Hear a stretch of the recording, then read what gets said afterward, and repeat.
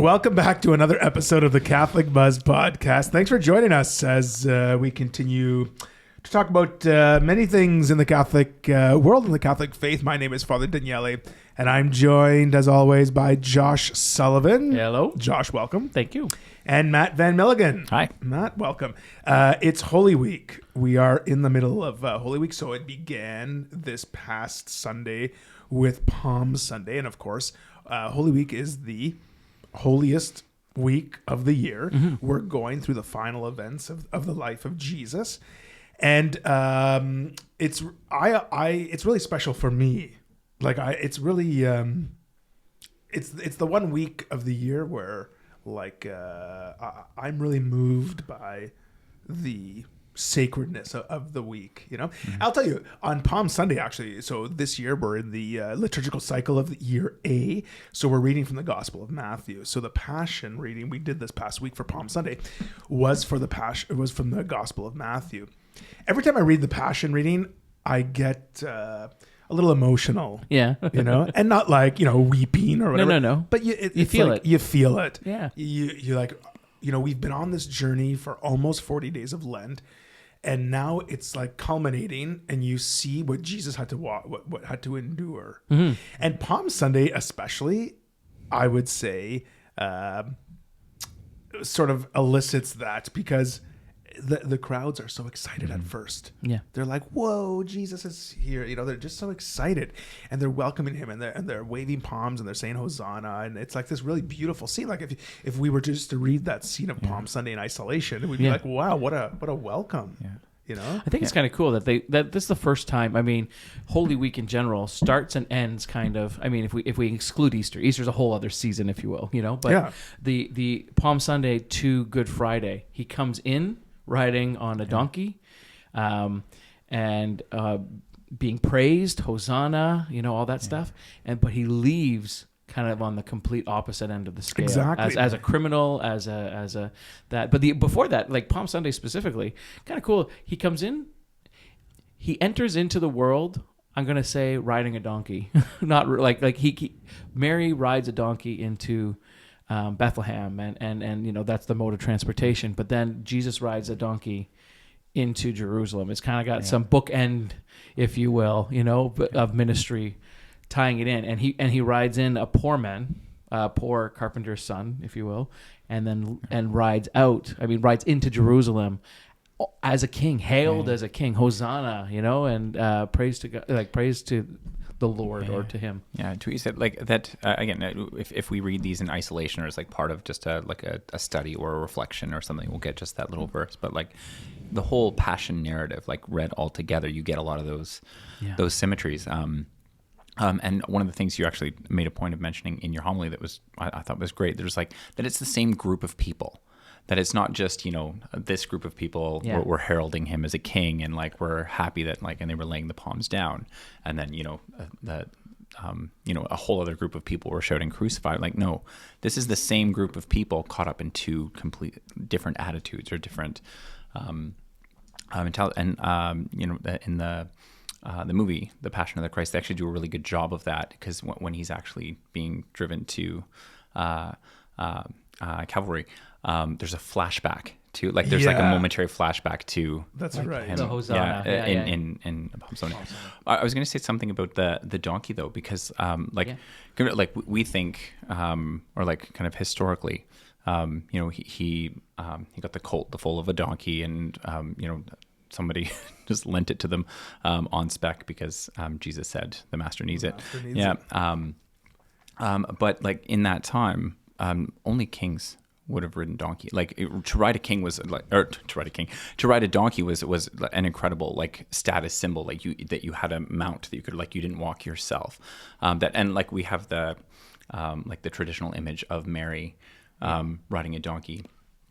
But historically, it would be very unlikely that Jesus and Mary would have had a donkey or would have whatever. It makes for a good kind of nativity picture. But donkeys were the choice ride of kings. Well, actually, at the same time, Joseph was in line of the kings. Oh, yeah. And so maybe there's something there. Right? We don't know. Yeah. That's just something like, because Joseph was in the line of King David, and that's how we know.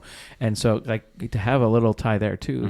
And maybe that was, if we go back to the readings, maybe that was part of where the symmetry comes in too, is showing that where that tradition comes from. Tradition comes from is the kingly welcoming in of Mary and Joseph and the king. Yeah. So that's kind of cool.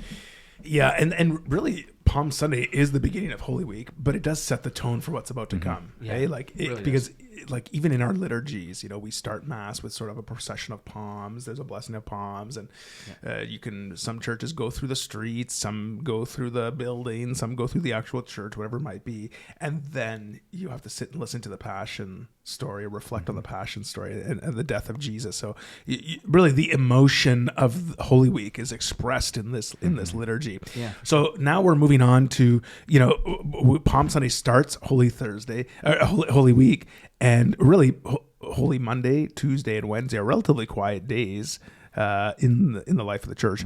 But then we get to Holy Thursday, and this is the night that Jesus gathers his friends into the upper room, right? And if people haven't heard the story before, if people don't know like what exactly happened at that moment, like what would be the most significant things that we can share with people that happened on this night? Because lots does happen in this evening, right? This evening that Jesus kind of dines with his friends. But it doesn't end there at the supper, right? So what are some of the significant things that we can say about Holy Thursday night that we celebrate during Holy Week? I can say that it takes on an entirely different significance for me now than in my earlier kind of Christian life. That it's like that, because you have the promise of the Eucharist, or like the prefiguration of the Eucharist in John chapter 6. But that, this is the actual institution. This is the formalization of like, this is what he meant when he said, like, however long ago that was, like time-wise for the disciples, or like, what does it mean that we're going to eat his flesh and drink his blood? And he actually presents to them. So like entering into kind of the sacramental view of Catholicism, like that all clicked for me, or like the significance of Holy Thursday, the significance of instituting the Eucharist, because before then it was just presented to me as a symbol, as this is something we do in remembrance of that time, that like, no, this is actually him giving himself. That it's like you have like the events that follow of him actually giving himself for the sake of the whole world, but like you have that expressed in its fullness in the giving of the Eucharist to the first apostles. So yeah, I think it's kind of cool to imagine yourself as one of the apostles in that room. In that time, you have seen Jesus do miracles. You've seen him provide thousands of loaves to thousands of fish and loaves to people from two fish, 5 loaves, whatever it was. You saw him heal blind people, people that were possessed. You saw all these miracles happen in front of you. So when Jesus said, "This is my body," you go, "Whoa, okay." Like this, you don't question what it looks like bread, right? Like it's kind of like, okay, I don't quite understand it, but my whole last 3 years with this guy, I haven't quite understand some things, and they always come out at the end. Like, give it some time. We'll figure this out. I think that's kind of the step of faith that the apostles probably had at the time. And so, not only that, there's 2 things that really step out for me. One is to put yourself in the place of the apostles at that. And the second part is put yourself in the place of Judas watching what's going to happen. I don't know. We don't really know. Judas doesn't know that they were necessarily going to kill him, right? I don't know that we know necessarily whether that was the case. Is that because, I mean, from my understanding, and this is me thinking about it, but maybe the words are specific. I think we accused Judas of knowing that he was going to kill him. But he was handing them over. He was handing Jesus over his location in a time where they could jump Jesus when Jesus wasn't with the crowds. They're paying him 30 pieces of silver, which was a substantial sum. But Judas is sitting there, and Jesus says, "Go do what you must."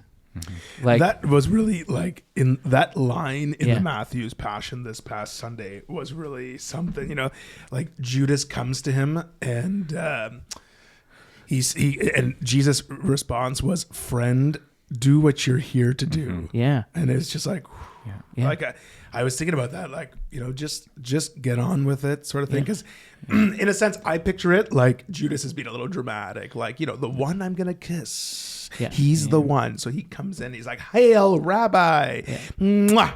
Like, Yeah. he's making obvious like, this is the one. That's in my mind. I sort of see it. And Jesus is kind of just like, let's get on with it. Like, Yeah. do what you're here to Yeah. do. You've made up your mind. Do it. But in the Gospel for Holy Thursday, we're going to read from the Gospel of John. And it does say the devil had already put it into the heart of Judas, Yeah. son of Simon Iscariot, to betray him. Okay, so we know that. But funny, in the that's John's betray, Gospel that yeah. we read from Holy Thursday, because that's when the betrayal takes place. But in Matthew's Passion that we read this past Sunday for Palm Sunday, it says, when Judas the betrayer saw that Jesus was condemned, he repented and brought back the 30 pieces of silver to the chief priests and the elders. So maybe you're right. Maybe it didn't. I think he knew he was going to betray him. That far. I think like he's probably going to go get beaten Sure. up. I'm going to get a little bit of money on the side of this, and like I don't know that he knew that they were going to condemn him to death. I don't know, and maybe he did. I mean, from his tradition and from how he grew up and how he knew that maybe the Pharisees were looking at this. I mean, maybe that was the only foregone conclusion when you're looking at all the facts. But Judas sitting there watches. One of the lines in there is, and I noticed it at Mass a couple weeks ago, I think I told you, is when they were, so after they had done the Eucharist thing at the Last Supper, and Jesus, or right before that, Jesus reclined with his 12 apostles. To me, that word recline stood out because when do you recline? Well, that's normally like, you've done what you have to do. Let's just enjoy each other's company, To watch Judas watching Jesus do that at the same time, Jesus knowing what Judas is about to do, like all that kind of like that whole thing flowing all together. Jesus knows kind of what's going on, but he decides we're gonna enjoy this time together, this last time together, if you will, right? Let's just kind of recline and enjoy each other's company. And so he's just kind of like lean back on your pillows, have a chat, enjoy. It is a good point. The devil had put it in the heart of Judas to betray him, right? And even though that's going on in the background, you picture like side scenes in a movie or something like that. You're right. It doesn't interrupt Jesus' plan, right? No. He's just like, He institutes the Eucharist. he's calm. Yeah. He's moving towards what. Things are in place right now that can't be undone. Yeah. I mean, unless Jesus, and we hear about this later on in the Garden of Olives, like he could call a myriad of angels down to kind of stop things from going on if he wanted to, but that's not going to be what happens. And so things are in place now. Like we've started the roller coaster, if you will. You're going up the tick, tick, tick, tick, tick, tick, tick of the roller coaster, and you're about to like head over the deep end. That's where we're at in Holy Thursday, right? And so I love that we get the Mass part, and then they go to the Garden of Olives. To me, the Garden of Olives kind of signifies, hey, we're going to go for an evening stroll. Like, do they just hang out in the Garden of Olives? Oh, we're going to go hang out in, like, it's a beautiful night. Let's just go hang out together in the Garden of Olives. That's right. And remember one thing that's very significant about Holy Thursday, the Last Supper, is that Jesus washed the feet we forgot about the apostles, right? And so the scene, so that's the gospel that we really read on Holy Thursday from John chapter 13. It says, Jesus takes out the outer robe and he gets a towel and he starts to wash the feet. And then there's this dialogue between Peter and him. Hey, you will never wash my feet, or whatever it might be, And it's like, well, unless I wash you, you have no share with in me. the kingdom. But what is the most what stands out for me is the question, like, do you know what I have done for you? Hey, that's what he says then. Do you know what I have done for you? And then he says, you call me teacher and Lord, and you are right, for that is what I am. So if I, your Lord and teacher, have washed your feet, you also ought to wash one another's feet. For I have set you an example that you should do as I have done to you. And that's where the gospel ends for that night, for Holy Thursday night. But this like washing of the feet, the significance of it, I think, In politics now, it is about serve, like the person with the most power holds the authority, holds that, and they're the person to be served. Watching a couple of like videos and TV shows and everything else, the person that holds the power, they're the ones that have all like the butler, and they have the servants, and then the maids and the butlers and all that kind of stuff, and they're the one that are served. Basically, all my needs are met as king of the castle, if you will. Jesus, one of his last acts other than the passion, is to get down on his hand, like to bring himself back to where he was when he first came into the world in Bethlehem, like laid in a manger as a lowly servant of the people, if you will, like, and bring it back into, I'm the greatest among you by serving you, not by demanding service, right? Does that make sense? Yeah. And it really kind of puts into place. I think I mentioned this before, but with priests and our bishops and those people that lead the church, people always, while they have authority, they have power. And granted, some people might see it that way, and some people may hold them to that authority. But really, it's a servant of the people. So the priest is the one that gets up in the middle of the night and goes and sees the sick person in the hospital, or is called to the deathbed, or called, whatever the case may be. Like, that's giving your life in service to the church and to the people. And so when I love that example of Jesus washing the feet, and I love that priests and bishops and the Pope on Holy Thursday get down to show that example still, to show the service that really is behind the vocation of holy orders, to the people. It is a really neat part in the liturgy of Holy Thursday, like you think like, we're there to celebrate Mass, right? And then here in the middle of Mass, just like Jesus did, Jesus presented the Eucharist, like gave the Eucharist his body and blood for the first time.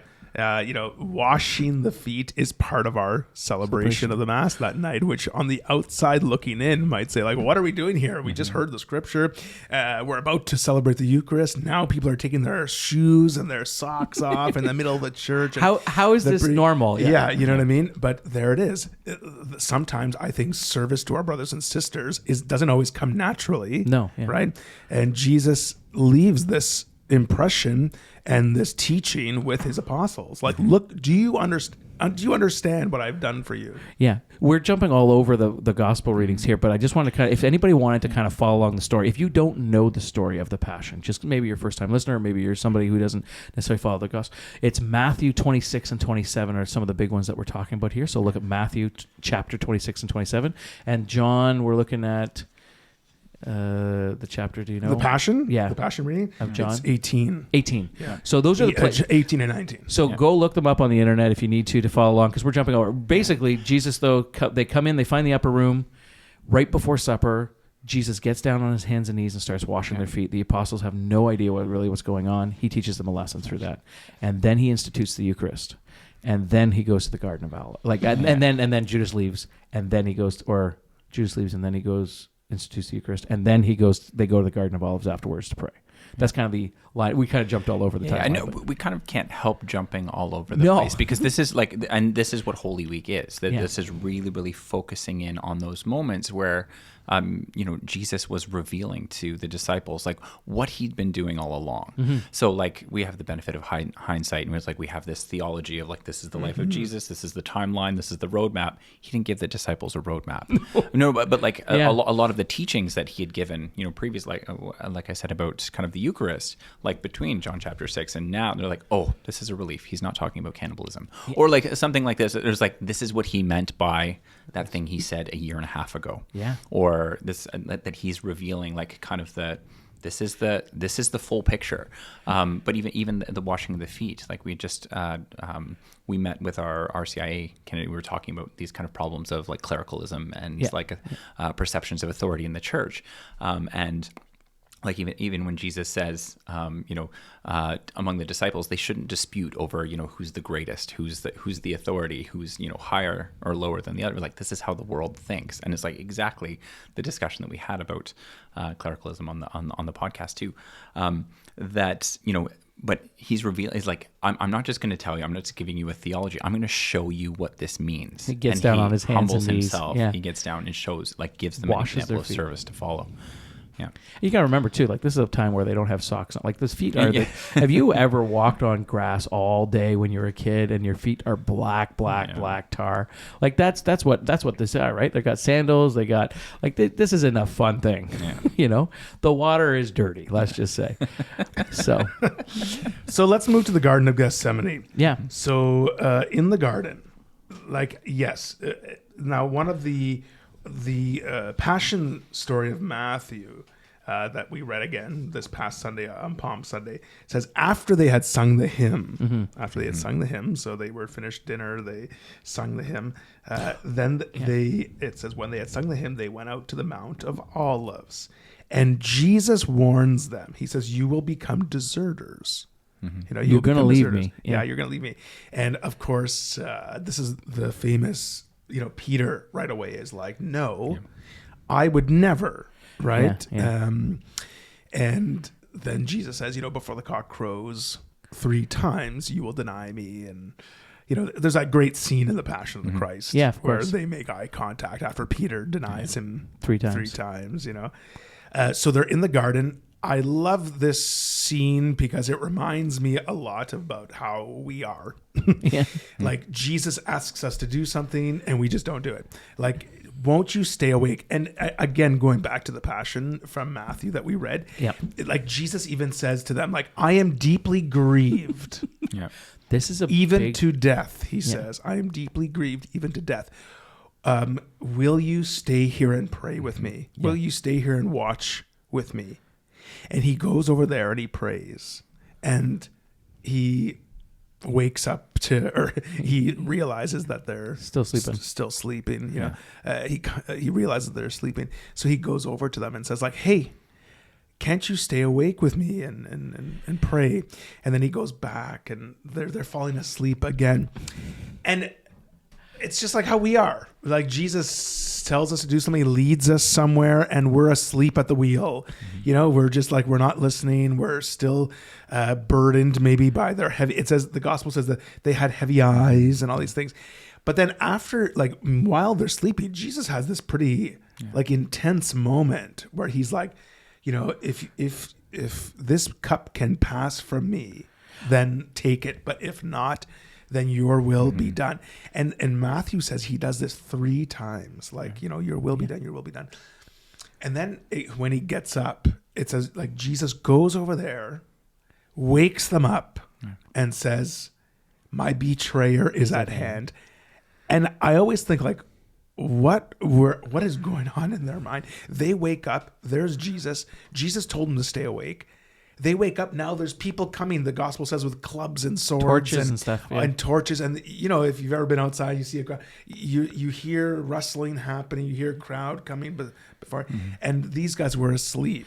Let's think about the logistics here too, because one thing that comes to mind when you were saying that, a couple of times my wife has come in to the bedroom when I'm sleeping and had conversations with me because, okay, Josh, I need, and she has an question or something, and she asks me a question. I have no recollection of it. So apparently I've had whole conversations with her. And it's like, so I can imagine the apostles not understanding what's going on to this point. Just like, okay, Jesus is doing his thing. Like Jesus is being serious about something or whatever, and they're falling asleep. And then he wakes them up and like, oh yeah, okay. And then so you go back to sleep again. And then you drift off.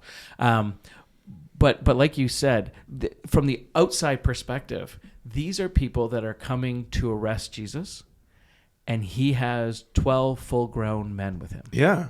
Full-grown men that have been with him by his side, haven't left for years. They're coming with clubs and torches for a reason. They're coming for a fight. I think if the police were coming at one time, they're not thinking that they're going to be able to pick up one guy out of the 12 of them.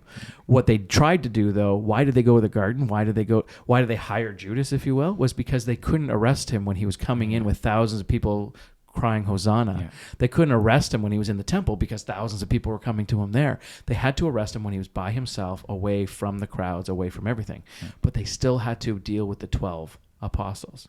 And I think this is the part that really gets me. I think the apostles really actually were honest and serious when they said, no, I'm never going to run from you. Like when Peter said that, I think he's thinking he's honest, right? This is the case. But the part that they scatter for me is when it just says an apostle. I don't know if another gospel says Peter. I think the belief is Peter. In John. It says Peter? It specifies Peter. Yeah. And so pulls out a sword, cuts off the ear. And then Jesus is like, no. Don't you know that if I wanted to, I could call a myriad of angels, I believe what the words is, and save me from this. Yeah. But no. Can you imagine Peter being like, see, Jesus, I told you, like, we're going to fight, and then all of a sudden, Jesus is like, no, we're going to be arrested. And that's when Peter's like, oh, this doesn't make sense to me, and then scatters, Yeah, and it doesn't make sense to me, or like that it's like piecing together. Jesus was the one who told them to have a sword. Yeah, like and like in the first place, and then like just a few moments ago, he's saying, okay, the spirit is willing, but the body is weak, and Peter's like, I'll show you a weak body, or like like being called into action, and it's just like moment after moment for Jesus to like really clarify what he means. It's like this is not a military kingdom. This is not a whatever, and he heals the ear, like that. It's that it's like another opportunity for the glory of God to be shown. By Jesus, like really, really putting a fine point on it, like actually, giving the disciples before he leaves them, an expectation like this is what I expect of you. This is what my real looks like. Example of kind of what's going on. And I think there too, that's the ultimate test of faith. Yeah. They already know what's kind of going on there. And that's why they scatter, right? I think they're fighting until Jesus says no, right? I mean, and not all of them. Maybe some of them start to scatter. Like if you wake up in the middle of the night and there's a bunch of people with clubs and torches and pitchforks or whatever the case may be, and you're half asleep. Yeah. Some people are going to run. Like we have no idea what's going on. This is a mean crowd. We better get out of here. That could happen. But the people that stayed and fought, Jesus is like, no, don't. I'm in control here, and I'm doing this on purpose. And the whole mindset there is, God's always in control. God has you in the palm of his hands. And if he wants this to happen, it's going to happen. Your one little sword ain't going to do nothing. You know what I mean? I have at my command 1,000 myriads of angels, if you will. So doing all that sends the apostles away, scattering at that point. I think they're scared. They're frightened. They're not understanding. At the same time, the guards aren't trying to arrest them. Mm-hmm. Right? They're trying to arrest Jesus because Jesus is the one that. So they're not trying to bring in all the apostles because that's just a big, can of something. But like they're grabbing specifically Jesus because they want to cut the head off the snake, and they bring him in. So kind of a cool dynamic there of they let Peter get away. They're not going after him, but he runs away, but he can only feel that he didn't stand there and be like, well, then arrest me too, right? And that's probably what. Jesus, not that Jesus was looking for that by any means. I think he knew what was going to happen. But if Peter was not to rebuke the name of, to deny Jesus 3 times, it would be him standing there going, "Go for it, arrest me." Yeah. So. Yeah, and we give Peter a hard time. Yeah, and it's like, and this section of the gospel kind of gives Peter a hard time. But like looking at it from like. It seems like he can't do anything right. Even like the washing his feet, like, okay, then wash my head. And you're like, you don't get it. Or like, but the rest of the disciples flee. Peter at least sticks around. Yeah. That it's like he's watching, he's close by the action, like when that he could be accused, he's being denied. But like, and also like the fact that, right before that, Jesus says to Peter, like, I call you Peter, and you will be there. That him giving him this like, fine. He's like, you're up for it. Like, and I think of like my oldest son. Yeah. That it's like, it could seem like I give him a hard time about stuff, or like that I'm maybe harder on him than the other. Like, I know what you mean. But like I engage him to the level that he's capable. Exactly. That he's like, I don't just, but like, and it seems like Jesus is doing this to Peter. It's like, if I'm preparing you to lead my church, it's like, you need to get this. Like, these are really important things for you to understand. So like, well, it seems like Peter's getting a bit of a hard time here. It's like, no, he's like preparing him for. He's also, I love Peter all throughout the Gospels. Yeah. He's my impulsive, like he's the one that stands out to me. That's the apostle I want to be, not because he gets the church, but because of his impulse, right? It's just like, okay, then do it. Let's do it. I'm 110% in. Yeah. There's none of this backing down, and that's kind of what we see here. Like Peter jumping forward. The other part where you see it, I mean, you see it a couple different places. Like you said, wash my hands, wash my feet, like wash my whole body, and don't just wash my feet.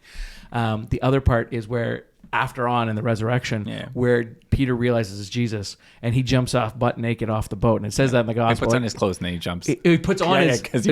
Because he was naked. Because he was naked, yeah. Like, but he's like, oh, I gotta go, like I gotta see, he jumps off. Doesn't Like, even wait for the boat to dock. No, he just kind of goes and he goes like that's the passion behind Jesus, behind Peter's relationship with Jesus, which I love. Like just like 110%, no backing down, 0 to 60. You know, So let's move from the Garden of Gethsemane. Now they arrest Jesus, and just before he's crucified, there's this scene where people are given an option. It's like, we can release Jesus, who is the Christ, Jesus of Nazareth, or we can release Barabbas, the murderer. And the crowds, they choose Barabbas. And this is another thing that sort of gets me every time, because I don't think the people really wanted to release Barabbas. Like, I don't think they really, it certainly wasn't because they liked Barabbas. No, yeah.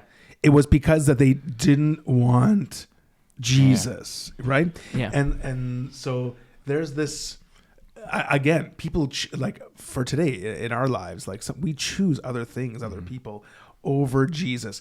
And Jesus is condemned. So they make him walk through this path. He's carrying a cross. He's crucified. So he nails in the feet, nails in the hand.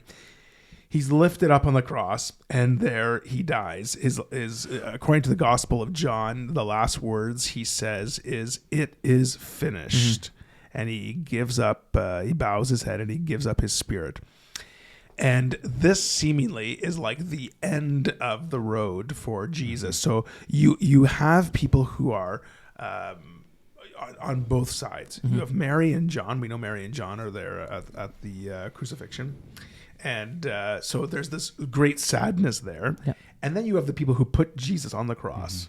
They're not sad at all. Like, they're like, whew, this guy's dead. Like, we've accomplished what we've come to do, right? So you got, again, this mixed bag of emotions that are going on there. There's a line when Pilate says, okay, so it says, let him be crucified. And Pilate saw that he was not succeeding at all when he offered, like, what am I going to do with Jesus? Let him be crucified. He realized he's not quite quelling the crowd. Like, he's not calming them down at all. And that says, but that a riot was breaking out instead. So he took water, washed his hands in the sight of the crowd, saying, I am an innocent of this man's blood. Look to it yourselves.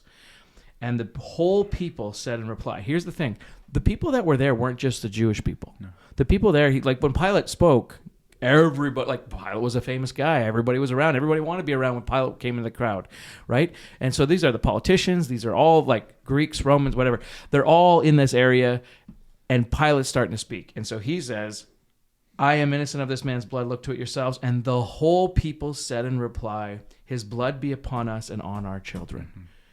I mean, it's a little bit of ironic because we're washed in the blood of the Lamb, right? That's a whole other thing. But his blood be on us, meaning everyone. It wasn't just the Pharisees that took responsibility for this. It was everyone in the crowd. And in an example of the whole entire world took on this debt, took on this idea of killing this man, killing the Son of God. And so it wasn't designed to one person specifically, but it was the whole entire world, everybody that was there, gathered at Pilate, which is kind of an interesting, this is where we have that, where Jesus saved us, because he did it for everybody that was there. It was kind of cool. Yeah. Even the ones who put him there. The ones that put him there. Yeah. You know what I mean? Like, I love that. Father, forgive them, for they know not what they do. Like, can you imagine if you're standing there, you're seeing this guy. The other part that we kind of skipped over, but I know that we're running out of time, is the scourging, and just the Passion of the Christ has an awesome scourging scene. It's very hard to watch. It's very gruesome. And awesome and awful are etymologically the same word. Yeah. That's like it's amazing to realize just that he really was scourged. Yeah. To the point of like an inch of his life. That's basically to the point. And then he was made to go through the torture of carrying the cross. So he had like 2 death sentences almost back to back. Yeah, and historically that wouldn't have happened. Or like, Jesus was exceptional in that case. And I've always found, like, without absolving Pilate, because I think that's very difficult to do. Like a really, really interesting character in the Gospels. He wasn't succeeding with the people. How often he's trying to recognizing the mob mentality, and that this is just a group of people caught up in something. Yeah. That like. So I'm going to beat him. Yeah. and I'll then- send him to be flogged. That'll be enough. And then Yeah. he'll be like released. Like that scourging, they called scourging the half death. Yeah. Like that. Oh, and a lot of times people would Die from infection Yeah, or whatever, Yeah, yeah. as a result of it. So like the combination of someone who was scourged and then crucified was just, it wouldn't happen. It wouldn't be kind of a common practice, but that, he scourged as a means to kind of get Jesus out of this. Yeah. But then they still shouted louder, crucify. And crucify. then the other part that I really enjoy about that is because of the scourging and because of the crucifixion. Then when they come around, they break all the soldiers' knees, right? So they come around, they break the legs of the soldiers so that they can't breathe anymore. They can't pull themselves up. The bandits. The bandits, yeah. And so anybody who's crucified. So they're trying to like, let's get this going. If you're hanging on the cross and you're pulling up, you got to think every time you try to breathe, you got to pull your whole body weight up. And then try to take a deep breath, and then you go down, and you pretty much suffocate a little bit. Like you're holding your breath because your chest muscles can't actually breathe in oxygen. And so when you pull yourself up and then you breathe, they break your legs so that you can't breathe anymore. Basically, is what it is, and you're just going to slowly die. Romans were experts at this kind of crucifixion stuff, and so when they came up to Jesus, and it talks about this in the gospel, he was already dead. They realized he was already dead. So what did they do? They stabbed him with a spear. Why is this significant? I mean, it talked about, blood and water poured out and all that stuff. The significance of this, I mean, there's a couple of different ways to look at it, but the one that I want to point out, Jesus' bones were never broken. He was the unblemished lamb, sacrificed. If you go back to the Passover, you go back to what it takes to sacrifice to pure, like what the Jewish people thought to, that God promised with Moses and the people there. An unblemished lamb, one without sin, Jesus, and one without broken bones. Like Jesus died on the cross, was killed in such a way that he fits the sacrifice that God has used for the Jewish people all the way through till this moment, even on death on the cross. They stab him, and if you're thinking about it, they stab him. He's up high on a cross. It would go under his rib cage. There would be no broken bones. It's the whole thing goes back to Isaiah, goes back to the Psalms, goes back to the prophets, goes back to all the different words that are used in Matthew and John to explain this. It's just amazing. Then he dies. And even just the veil being torn in two at that point is showing God tearing down the temple, right? Is tearing down that between when Jesus dies, it is done. This separation between God and man is no more. Christ has died. We've torn that veil. We now don't have that separation between the Holy of Holies and man, which is kind of cool. Very cool, and a lot of good stuff to reflect on this week. Like as we're going through Holy Week, because really the end of our Lent journey sort of culminates now. Like Jesus walks towards his passion, his death, but also the resurrection. So that's it for today's episode. We're going to have to leave it there, but we know that the Jesus story does not end at the crucifixion. So next week we'll go into, because next week we'll celebrate the Easter octave. We celebrate Easter for 8 days, and we'll talk about the resurrection and some of the resurrection appearance stories as well. But let's pray this week that, we can have compassion for our Lord who endured these terrible things for us. And so to reflect on our own life and our own choices, are we giving everything back to the Lord like he gave everything for us? That's all the time we have this week. So drop us a line if you want at askus@thecatholicbuzz.com. And we hope that your Holy Week will be one that's rich in prayer, and that the fruit of your Lenten practices really begins to shine this week in your life. For Josh Sullivan and Matt Van Melligan, my name is Father Daniele. We'll see you next time on The Catholic Buzz.